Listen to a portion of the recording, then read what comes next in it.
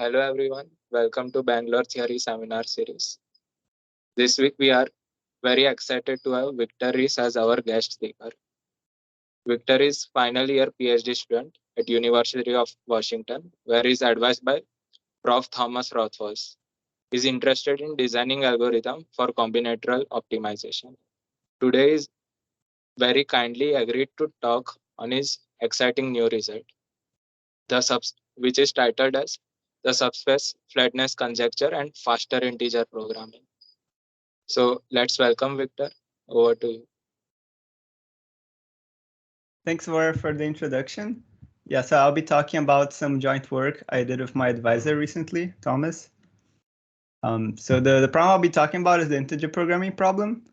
So the problem statement is as follows. I give you a convex body in n dimensions.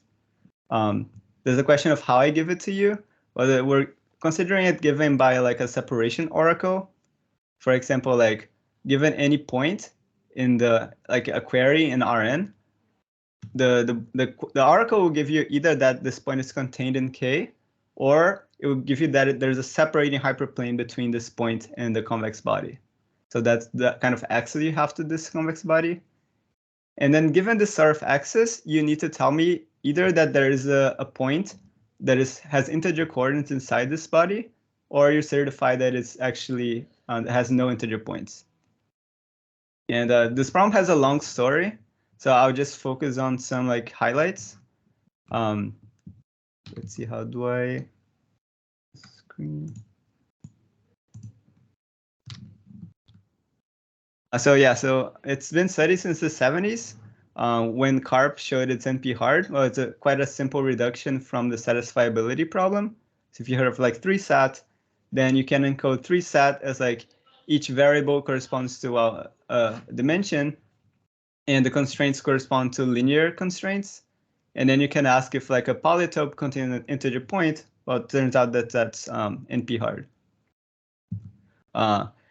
Lenstra was the first one to give an algorithm that runs in time that's just like polynomial, like for a fixed dimension.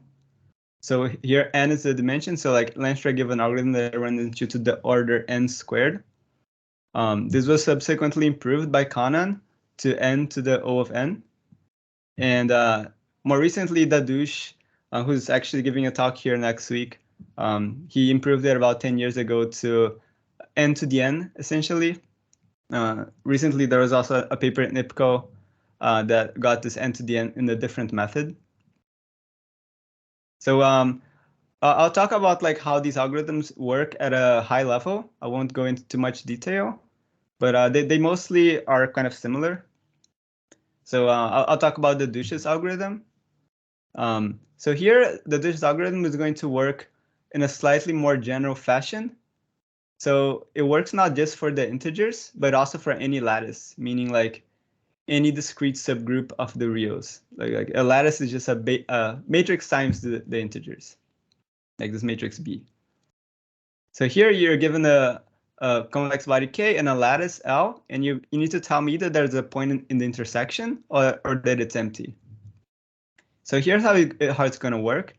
Well, this is like a very vague description of the algorithm, but like if K is too large, meaning like any translate of K actually still contains a lattice point, well, we need to like know that that's the case somehow. But if that's the case, we can shrink it, and like that won't change the property that it contains an integer point. So we do that at first. But in this case, that in the picture, that's not the case, so we just skip this first step. The second step is that we find a subspace, let's say this W here, for which the projection is small. So like we're going to project onto this subspace. Well, I didn't tell you how I find the subspace, but imagine if I give you the subspace, then I could consider projecting my lattice and my convex body onto the subspace. And the idea here is that any lattice point that was originally contained in K is still contained in this intersection. So I could like recurse on these pre-images that are like gray now. So if I could like enumerate all these lattice points and like recurse on all these pre-images, then I could like solve the problem recursively in a lower dimension. So here there's two vague points. It's like, how do I know that the body is too large to begin with? And like, how do I find the subspace W? And I guess, how do I enumerate these points as well, which I won't actually talk about. I'll focus more on the first and second points. So for Victor, yeah, just go ahead. a quick question. So you're shrinking because you do not want too many false positives in step 2. Is that like a high level reason for like you could have I'm just trying to understand, why is step 1 important? At least at a high That's level. a good question. Yeah, so the reason why step 1 is important is, imagine your convex set is just gigantic, right? And Yes. then like even if you recurse, like you're still gonna have too many recursive steps, right? Okay. So you want to make sure that your set is like relatively small to begin with. And by small, I don't mean in terms of volume, because it could be very thin and like not containing integer points. I mean in terms of this covering radius, which I'll define next. Got it. Thanks. Okay, so so the subspace is a particular dimension that you split. Yeah, so that's a good question as well. So in Lenstra's algorithm, the subspace was always a hyperplane of dimension n-1. That's how Lenstra designed his algorithm that got you to the n squared. For the subsequent algorithms, for Kannan and Dadush's algorithm, the subspace is not necessarily a hyperplane. It can be of arbitrary dimension. I see. Okay. Thank you. And then like the number of subproblems will depend on like what's the dimension, and yeah. Thanks. Okay, so I guess I'll talk about like what it means to be too large now. So we're going to define this notion of covering radius. So given a lattice spanned by some basis b, the covering radius is like, what's the least radius that I have to put copies of this convex body K on the points of my lattice so that I cover the entire space. There's a different and equivalent definition. So here's like the example, like I just place copies of K. Well, it will need to be a little larger to cover the entire space. But here's an alternative definition that is also equivalent. Is that like for every point, like it's like the minimum radius, so that for every point on the space, I can put a copy of this convex body and it will intersect a lattice point. So here it doesn't intersect, but if it's like a little larger, then it does intersect. It turns out that these two definitions are equivalent, even if the convex body I start with is not symmetric. And you can prove this by using the fact that lattices and the space itself are also symmetric. It takes a little just writing things down, but these two definitions are actually the same. So this is like kind of a measure of like how large my convex body is with respect to the lattice. So for example, if the covering radius is less than 1, it means that any translate of my convex body actually intersects the lattice. Are we assuming L and K are full dimensional? For now, yeah. It's, I mean, you can define it for lower dimensional lattices by saying that like instead of Rn, you want to be the span of the lattice. But yeah, to make things simpler for now, we can define it as the entire space. And it's not obvious how one would go about figuring out the covering like radius. Exactly, yeah. In fact, this is like one of the focuses of the talk, is like, how do I approximate this quantity? Because yeah, it's not obvious how to compute it. That's completely right. Because like in the first step of the algorithm, I said like you shrink it by some amount, which is like corresponding to the covering radius, but then like we don't know how exactly to compute it, so we're going to give some approximation of this quantity. So in order to motivate this approximation, I'll talk about how to lower bound this this quantity. So here's a lattice with some basis b. And so first I'll define this determinant of the lattice, which is like a measure of like the inverse density, like as a measure of sparseness of the lattice. Like a lattice that is very sparse has a large determinant. So it's essentially the area of this shaded figure, or the volume in the general case. So and here's a convex body K. So so the point is that this figure is just called the fundamental parallelogram of the lattice, or fundamental parallelepiped in the n dimensions. It covers the entire space. So like the covering radius of this one is actually 1. And it turns out that like by a simple volumetric argument, any convex body that covers the entire space by placing it on these lattice points needs to have volume at least that much. Because if it doesn't have that much volume, then it will miss some part of the space. So for example, Hey, question. Yeah, go ahead. So the basis need not be unique. So will the determinant measured this way be unique? That's right. Yeah. So even though the bases may not be unique, it turns out that any two bases are related by an unimodular transformation, which has determinant 1. So yeah, it turns out. Yeah. Yeah, that's a good question. Thanks. Because you could imagine picking a different basis of the space that is not a basis of the lattice, but then if it's a basis of the lattice itself, then it has to have the same determinant. Yes. So here's a way to give a lower bound on the covering radius. Is essentially what I described. That essentially if the the volume of this body needs to be at least as large as the determinant of the lattice. So I need to scale K by this mu factor to make the volume to be equal to the determinant of L. And if you think about like how much I need to scale it by, well, it's exactly this ratio, like determinant over volume to the 1 over n, where n is the dimension. It turns out that this lower bound is not always very good. For example, in this case here, if I just place copies of K with this lower bound, well, you notice that there's a lot of overlap, right? Because it kind of like the lattice is taller than it is wide. So it turns out that there's a lot of overlap. So a better way to do this lower bound is by first restricting to a subspace. So what does that mean? So imagine I take this subspace W, which in this case is a line, and I ask that, well, one thing you can notice is that if you project onto the subspace, well, if you're covering before, you're still covering after projecting, right?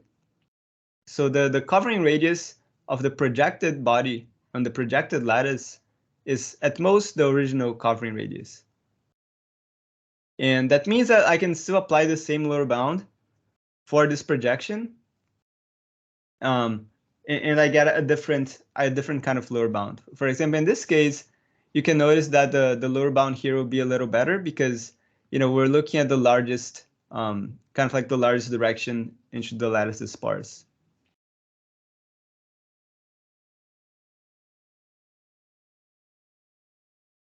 So our main result in the paper is that actually you can pick a subspace W for which this lower bound I mentioned before is tight up to a polylogarithmic factor. So there's a log cube that you lose, but yeah, so this is an existential result, and actually if you want to compute, yeah, go ahead. Sorry, yeah. So I mean, I can just pick W to be the entire Rn, right? Like, so in that case, so I guess like the theorem statement needs to have like there's a W of sufficiently low dimension. Is that? No, I mean the dimension. I didn't specify what the dimension is. So the point is like if you just take W to be the entire Rn, you get this simple lower bound in the third line, which may not be very good by like this example here, right? Okay. But maybe if I pick this W in like a direction in which the body is like flat and the lattice is like well positioned, then maybe this lower bound is actually better. Okay, I see. Got the point. Thanks. Yeah, so this is kind of saying like the best subspace. Yeah, go ahead.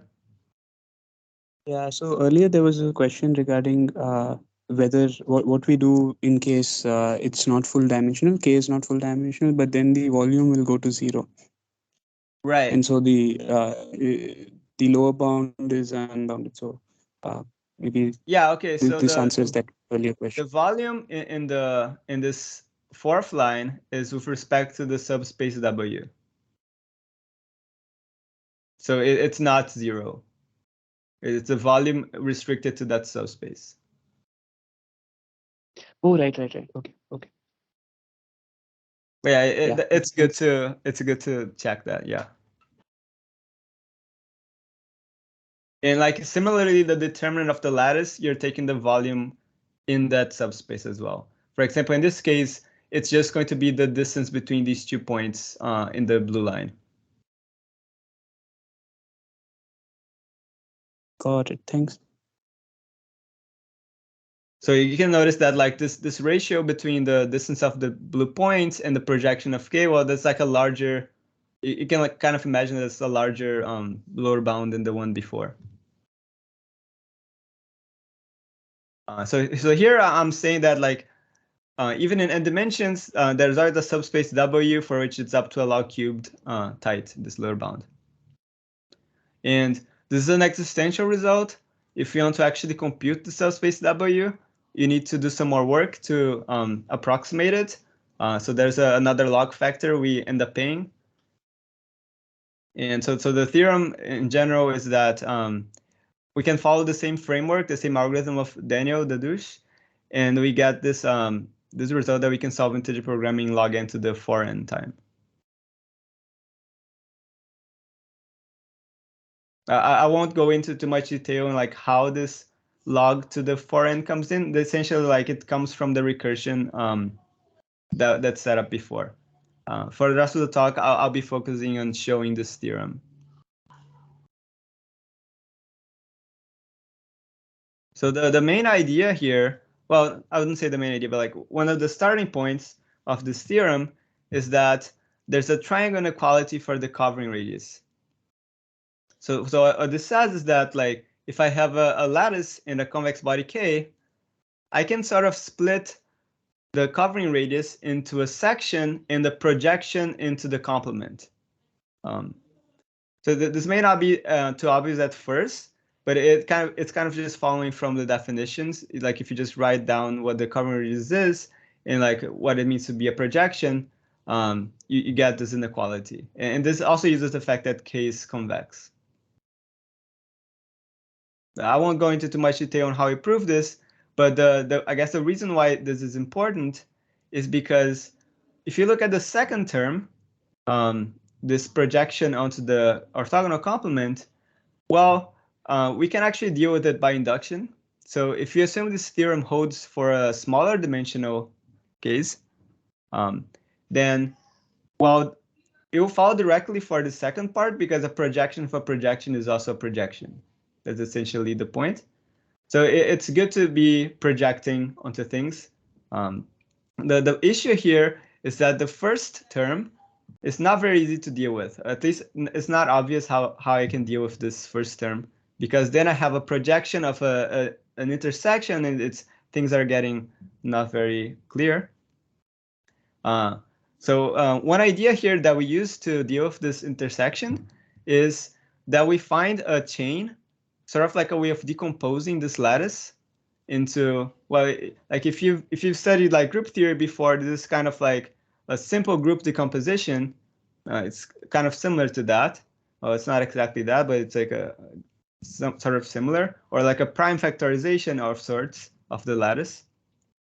And I'll just take this subspace U, which is like the thing I'm intersecting and projecting to the complement. I'll just take it to be a prefix of this chain. So I need to explain to you what kind of chain I'm using and like how do I bound this first term. So first, what is I star here, Victor? Yeah, so I star is just going to be my favorite index that I'll pick later.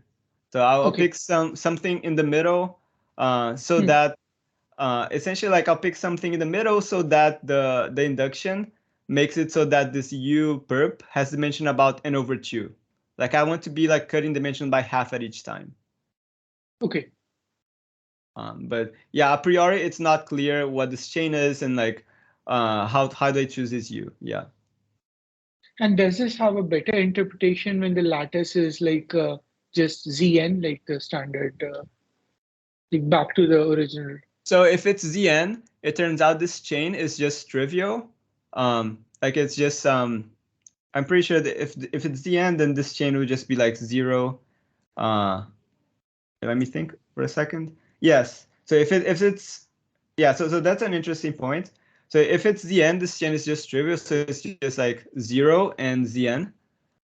So I'm cheating a little bit here because I'm not applying this triangular quality right away. First, I'm applying some linear transformation to both the lattice and to K, and only then I'm doing this.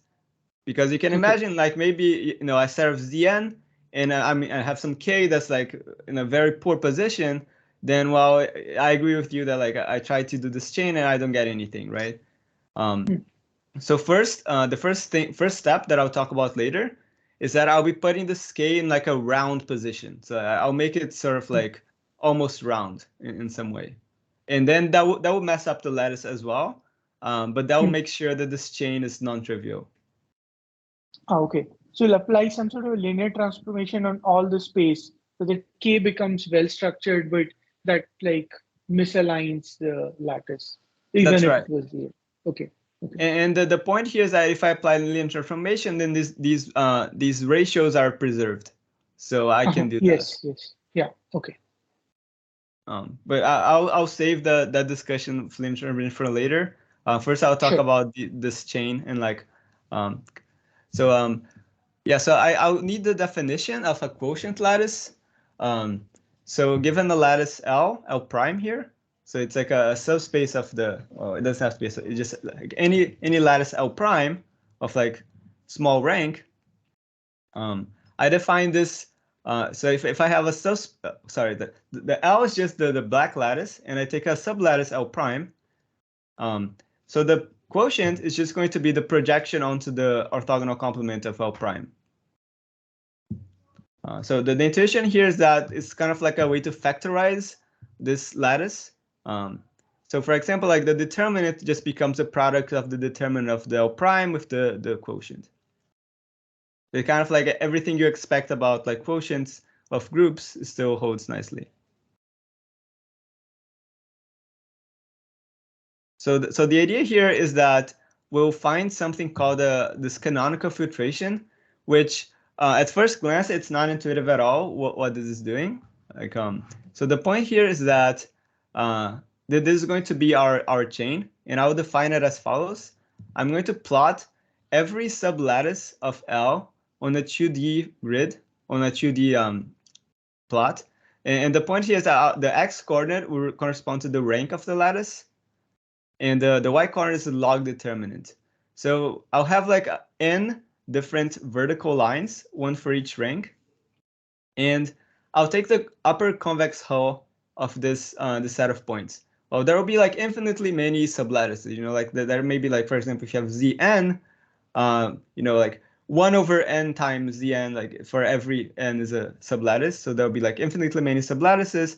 I just want to take the ones that are the least sparse in some way.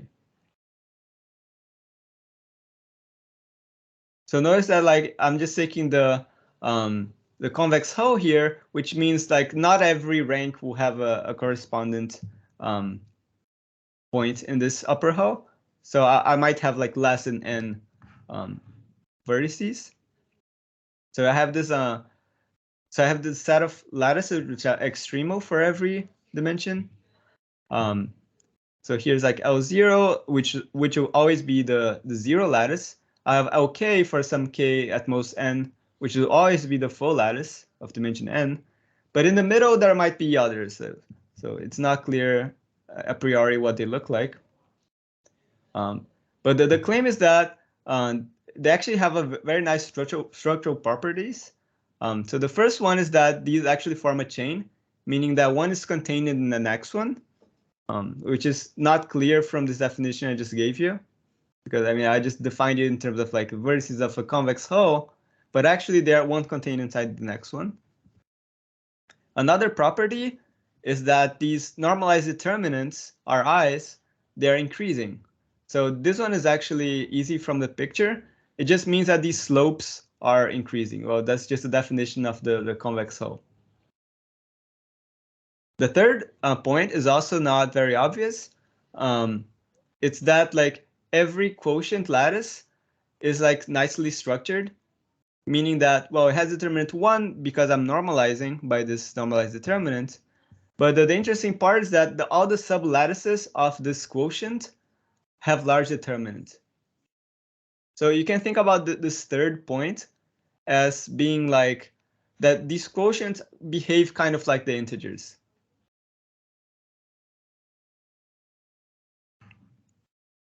So is it correct to think of this canonical filtration as basically a chain of maximal sublattices of different ranks? Yeah, they are of maximal lattice of this different subranks, but not every rank has a representative. So these are just the upper hull, I guess, lower hull, upper hull, I guess, yeah. Okay, I see. So the nice thing about these canonical filtration is, I guess they have many nice properties, but the third point will be particularly interesting to us because it turns out that lattices that satisfy this third property have very nice structural properties. One of them has been found recently by Regev and Stephens-Davidowitz about 6 years ago. Is this called Reverse Minkowski Theorem? So this is a very deep result that I first read in my first year of my PhD about 4 years ago. And it's a very long proof, so I won't go over the entire proof. I guess I'll give you some vague intuition about what this means. So the original Minkowski theorem, it says that like every symmetric convex set of volume at least 2 to the n times the determinant of L must contain a lattice point that is non-zero. This is kind of saying an opposite thing. It's kind of saying like if all the sublattices are sparse, so if there's not like too many like points in a single line, for example, then well, it turns out that there are not many short lattice vectors in L. So this exponential sum is kind of expressing that. This 3/2 is kind of arbitrary. Notice that x equals 0 is always contributing a 1 to the sum. So this is just saying that this summation is at most 1 plus epsilon. Well, epsilon, I just take it to be 1/2. But yeah, if you don't understand it, it's also fine. Like, I mean, I took some time to understand this result as well. But I guess I will be using it. So yeah, I guess one thing is that this implies the theorem we showed for ellipsoids. So like when the body K is a ball, this was already known to be true. So in order to like simplify notation, we're gonna call this kind of lattice stable, meaning like it has determinant 1, and every sublattice is large. Hey, so question? Yeah. So I just want to get a feel for what this rho means, trying to understand that. So it seems that you're summing over points in the lattice and somehow these are less than 3/2. Yeah, so this rho is called like a discrete Gaussian. So you can imagine kind of like a Gaussian on the like n dimensions, and I kind of like restrict this Gaussian, condition it to be in the lattice, for example. That's kind of what it's doing. And it's quite surprising because you're summing over all points in the lattice, and yet like which is still bounded by 3/2. Yeah, the point is that like Gaussians decay very quickly, right? So these, even though it's an infinite sum, most of them are actually not contributing very much. And these short vectors are the ones who are actually meaningful for the sum. So the ones for which the norm is small. Right. Okay. Thank you. But yeah, it's not at all clear where this is coming from. It's a very complicated proof. but we're just going to be using this as a black box. So the point here is that recall we had this triangle inequality for covering radii. So we're going to take this subspace U to be the span of some prefix of my canonical filtration, and I'm just going to apply this triangle inequality for every consecutive lattices. So this is what I get. It doesn't seem to help at first glance because I have this quotient lattice and I have this projection of intersection, which is not very friendly. But one good thing is that all these lattices are stable in the middle. Well, they're like scalings of stable lattices. And what we showed is that if the lattice is stable, we do have an upper bound on this covering radius. This one follows from the Reverse Minkowski Theorem and some other machinery due to Banashczyk.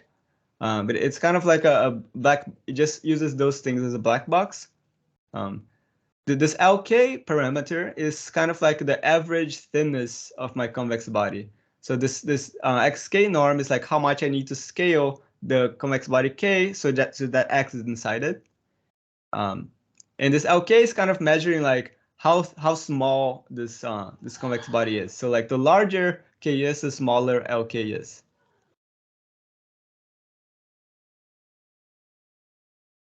So this deals with the fact that, yeah, go ahead.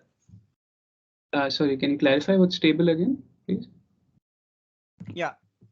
Stable just means that determinant is 1 and the subdeterminants are at least 1. All right, thanks.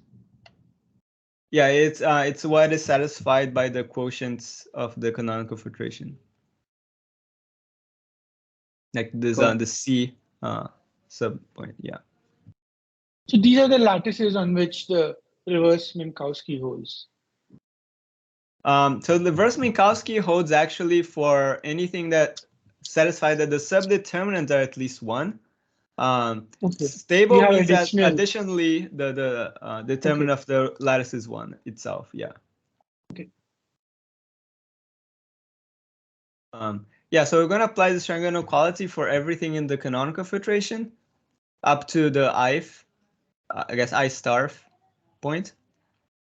So the way we deal with this this covering radii of these stable lattices is by using this lemma which follows from reverse Minkowski.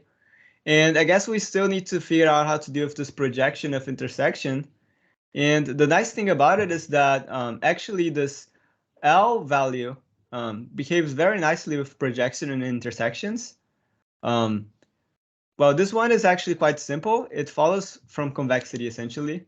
So you can show that the L value of the body intersected with the subspace is at most the L value of the original body. So imagine like that you don't have this projection part. The projection part is actually not hard to deal with once you know that this result, that the intersections actually decrease the L value. And this follows simply from Jensen's inequality, because when you to sample this Gaussian X from the LK definition, it's just by sampling first from W and then from the orthogonal complement. So the X is the sum of these two Gaussians. It turns out by Jensen's inequality, we have this bound on L. So this simplifies things quite a bit. So this original expression on top just becomes the one on bottom. So I just need to sum up over these stable, these normalized determinants of my canonical filtration. So next, we're going to see how we can bound these normalized determinants Ri.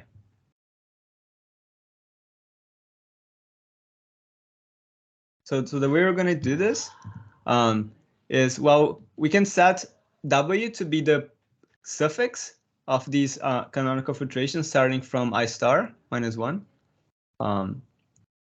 So the point here is that we're using the fact that the normalized determinants are increasing. So recall that these normalized determinants are like the slopes of my canonical filtration, so they have to be increasing.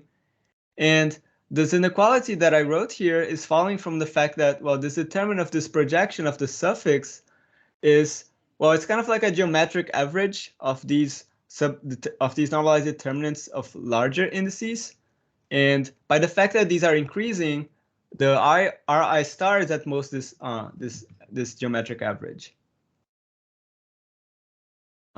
So recall that we need to figure out like how to bound this ratio of determinant over volume. So we just kind of artificially multiply and divide by this volume just to make it appear. And then we need to figure out how to bound this volume of a projection of K. In order to do this, we essentially look at the convex geometry toolkit and ask, okay, how do we bound volume in terms of things we have? It turns out that there is this inequality of Urison called the Urison inequality. It says that for every convex body of a fixed volume, the one that has the minimal width, which is kind of like the L value of the polar, this K circle is the polar. So the Urison inequality is saying that for every convex body of the same volume, the one of the least width is the Euclidean ball. And this is kind of like where this D is coming from. So here I'm implicitly using the volume of the Euclidean ball. And then I can use, again, the same inequality I had before. Yeah, go ahead. So at this point, so you said I star is sort of well chosen. So where exactly do you use that? Like where is I star chosen? Yes, that's a good question. I haven't chosen it yet. I am still procrastinating on choosing I star until I see like what kind of guarantee do I need on it. Okay. So notice, for example, this D is the dimension of the suffix. So I have some dependence on D. So I kind of want D not to be too small. So like I have D in the denominator here. So then soon we're going to think about how to choose this I star in a way that makes sense. So notice here in the last inequality, I also used the same lemma from before to transform this polar intersected with W of just the polar itself. So now we're almost done. So recall we had this inequality here. There's one final trick I skipped, which is that we're not actually going to use the canonical filtration. We're going to use the subfiltration of the canonical filtration, chosen in such a way that these normalized determinants grow exponentially. Well, the reason why I'm doing this is because here I have the sum of Ri, and I really would like to care just about a single Ri. And for example, like if you think about the geometric sum, like 1 plus 2 up to 2 to the I, that's measurized by 2 to the I up to a factor of 2, right? So we're not going to deal with the entire canonical filtration. We just pick the subfiltration from which the subdeterminants are going exponentially. It's not subdeterminants, like the normalized determinants. So then, like, we only have to use a single bound on the Ri star. And from the previous slide, recall that we had this bound of Lk over D. So this is what we get. So now we conveniently have this product of Lk and Lk polar. And then we once again look into the convex geometry literature, and we find something that makes sense.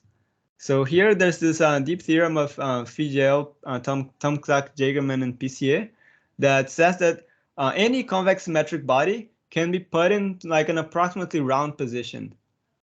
So if K were to be the ball, this Lk times Lk polar would be exactly n, well, up to a constant. It turns out that any symmetric convex body admits some like linear transformation that makes this product n times log n up to a constant, which is actually quite a deep result. Yeah, go ahead. Maybe I missed this. So why does such a self-filtration exist such that it can be measured? Yeah, so I didn't prove to you, but the point is that I can essentially, well, okay, so yeah, originally the canonical filtration may not satisfy this, but I essentially like I take steps. Like I pick the Ri star. I guess I pick the sub indices for which this is true. because kind of like the point is that the quotient, like if you take a step and you skip a few indices, the quotient is still the product of the intermediate quotients. So you have some control over that, and you can kind of like pick like in powers of 2. Like you can like pick like growing. It's kind of hard to explain, guys. You just like make the prefix sums like large enough until you see the next one. You're picking consecutive ones. I guess it makes sense if you can skip indices and so on. Yeah, you're not picking consecutive ones. Exactly. Yeah, you can skip indices, and then you have to kind of prove that doesn't mess you up too much. So there's some like there's some work in that as well.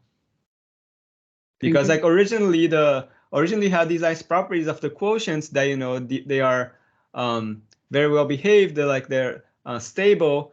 And then now you're taking these steps which may not preserve this property, but then we show that it can be preserved up to an approximate notion. Yeah, thanks.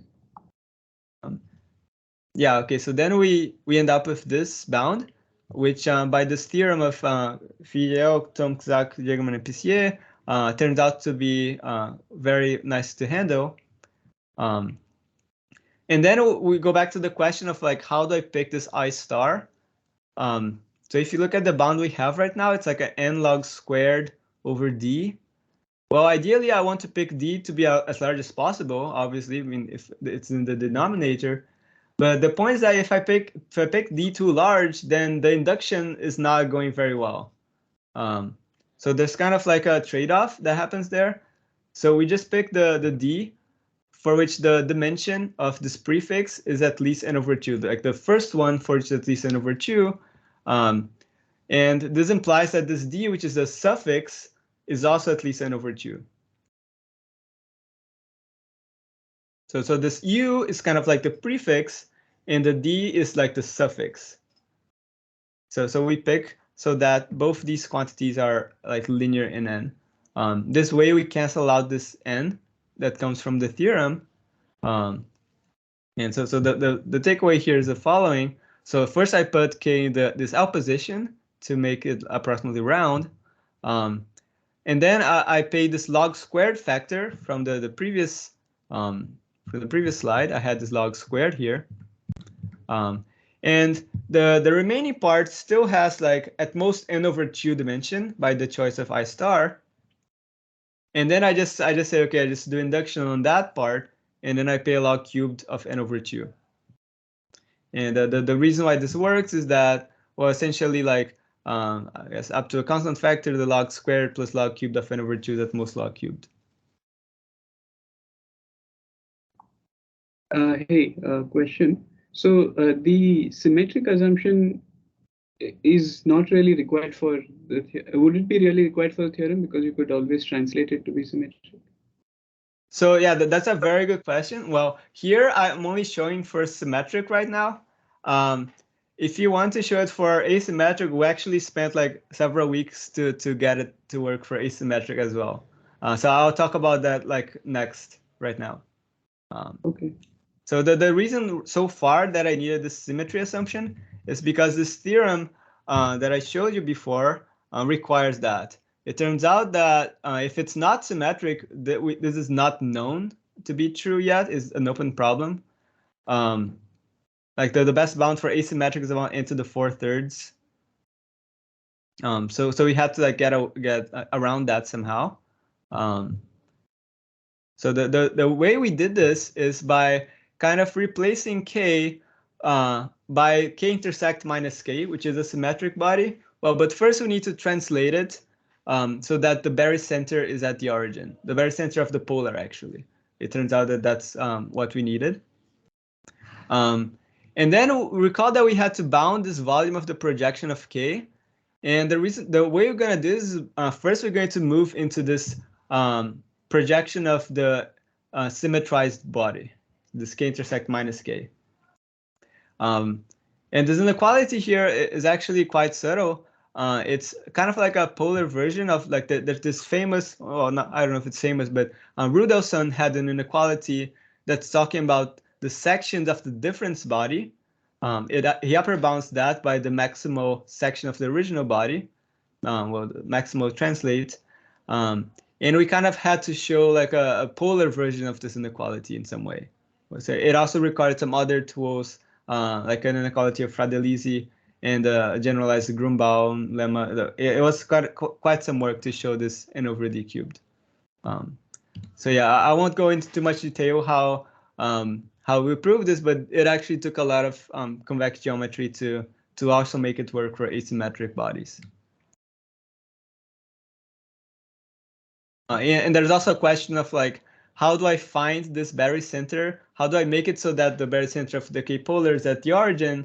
It turns out that there's like a lot of things about like this barycenter turns out to be the minimizer of the universal barrier. If you know about like interior point methods. There's a lot of things I'm hiding here. So I'm guessing like this looks like a very different route from going through the lemma that you showed earlier, which was for I guess linearity. So which lemma are you talking about? Oh, this theorem, sorry. Okay. So so we're still applying this theorem, but we're applying it for k intersect minus k, which is a symmetric body. Okay.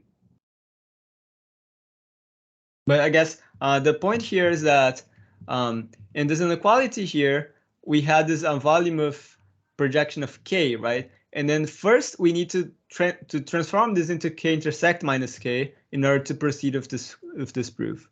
And that's where this inequality that I mentioned later comes in.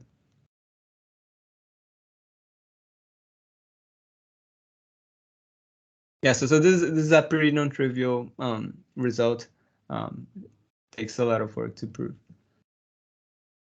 Even this Rudelson's inequality itself, it also took some work for like in that paper. I'll just mention a few implications of this result. One of them is like even if you don't care about integer programming, well, I can upper bound this covering radius of any like convex body, not necessarily symmetric, by the convex body of the covering radius of the symmetrized body, up to a log cubed, and that follows pretty much directly from the theorem I showed, and the fact that the volume of k minus k is like approximately the same as the volume of k due to a theorem of Roger Shepard.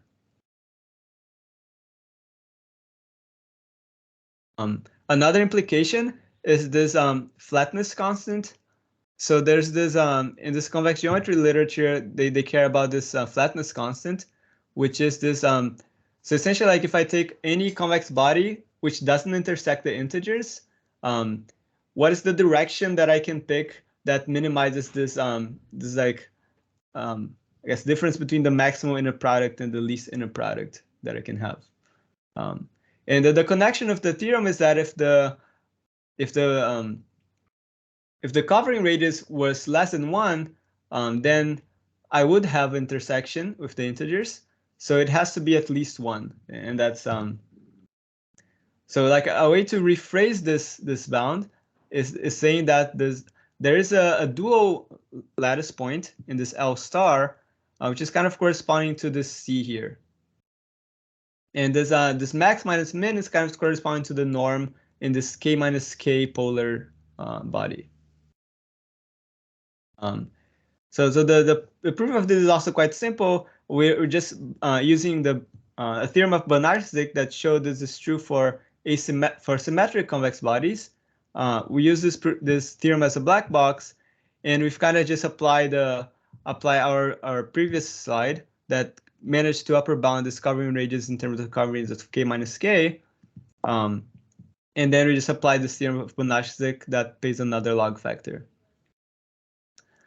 It turns out that there's a better way of doing this reduction due to Daniel, who is speaking here next week. He let us know recently that if you just use Minkowski's theorem directly, it turns out that you don't have to pay this extra log factor. You can get this n log cubed n. I'll briefly mention that the previously best known bound was this n to the 4/3, which is also like coming from this this theorem that I mentioned before, for which the LL star bound was n to the 4/3. Yeah, it's interesting that you choose a direction C belongs to Zn rather than Rn. So effectively, Yes. what you it's at least in one direction of the lattice, your width is low. Right.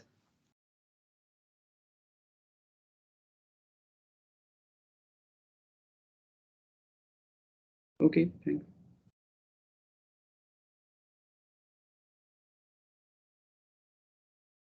Yeah, so the main open problem left here is, well, we show the algorithm for intelligent programming that ran in time log n to the 4n. Can we actually get it down to a single exponential? Which, for example, for the L2 norm, this is known, and for like the SAT problem, obviously you can just try all variables 0, 1. And there's 2 to the n options. So yeah.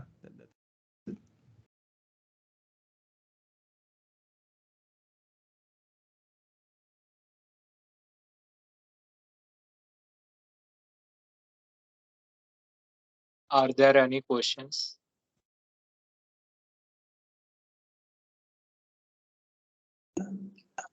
So Victor, do you think this is actually possible, this open problem? Well, there's a question of whether it's possible and whether it's doable, right? I think it's probably true, but it seems very hard. Because I just feel like log n to the n is a very unnatural running time for such a natural question. So I mean, my feeling is that this is true, but we don't have any current avenues of how to approach this. And this has not been looked at from the sort of the ETH, ACTH sort of view of things, like the 2 to the n kind of. So you're saying in terms of like hardness? Yeah, like like even within the like exponential time, but like well, within ETH, you cannot do better than 2 to the n. No, for sure. SAT is a special can't do it case, better. right? Yeah. I mean, forget ETH. Within P not equal to NP, you can't do better. Literally.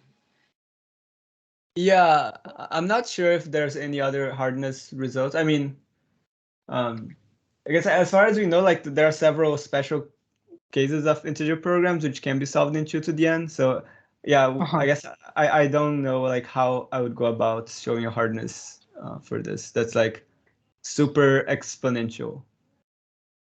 Okay.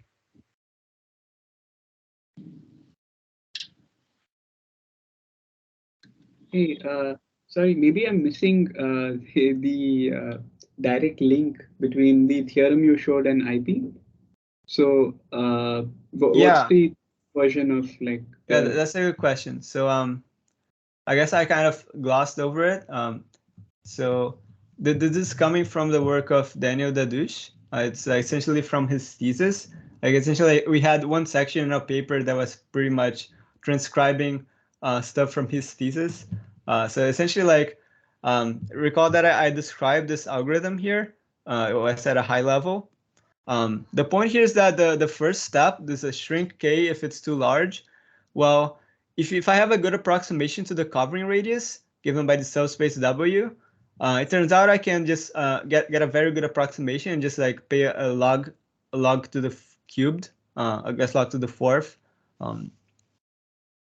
loss here. And then the point here is that when I enumerate, so like I find the subspace W for which this so the point is that if the subspace W approximates the covering radius well, it turns out that I won't need to recurse in too many problems. That's kind of like the point. There's like several steps I'm skipping over. Like how do I enumerate all these lattice points, and how do I upper bound how many lattice points I get in this projection? Well, these are like valid questions that are like answered in the Dadush's thesis. So I didn't focus too much here. I see. Got it. And just additionally, like some kinds of integer programs have some optimization over the program, whereas we're just looking at feasibility over constraints. So here I am focusing on feasibility. The point is that if I want to, for example, optimize a convex function over K, I can do like a binary search, right? So you can imagine that like I can define, like I can ask, so how do I do this? Let me think. So yeah, like there will be like sub-levels of my function, right? And if the function is convex, these sub-levels are also convex. So I can also just do a binary search and see if there's a point inside it for.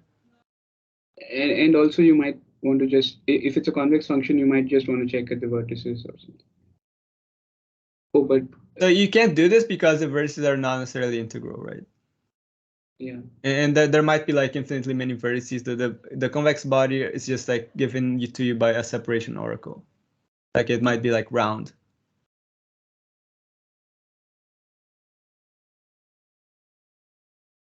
But yeah, I guess what it means, like I just take a convex function. If I want to optimize it, like I kind of guess some range, and then I just do a binary search and like ask if there is a point inside it with value like at least this much. And if the answer is like yes, then I keep going on that side and so on. And you do this for all the dimensions. And you're done. You do this like for as much precision as you want, I guess, to optimize for. Thank you.